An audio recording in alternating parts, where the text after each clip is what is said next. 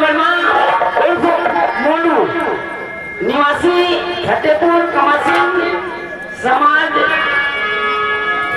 समाजवादी यानी तारुण चतुर्वेदी जिला पंचायत प्रत्याशी भैया पढ़ना के भैया का से केवल का विस्तार हमारे पास ये बड़ा कहना है अरे जब से फिर सैया अरे गल्ला हरियाणा बेटा हमरा से खाना कहे छोड़ गईला बाहर मारू लागे मरी नजर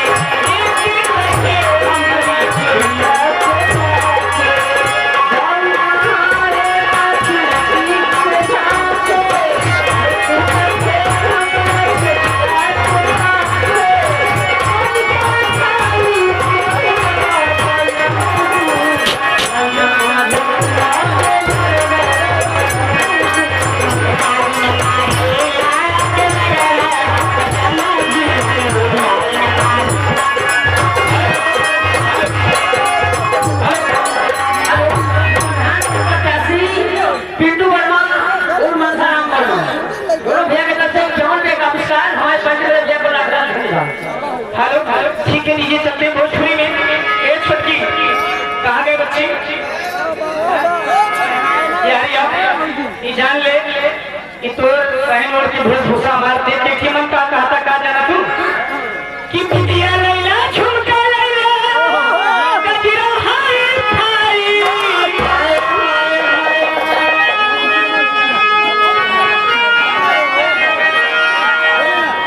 कि बिटिया लैला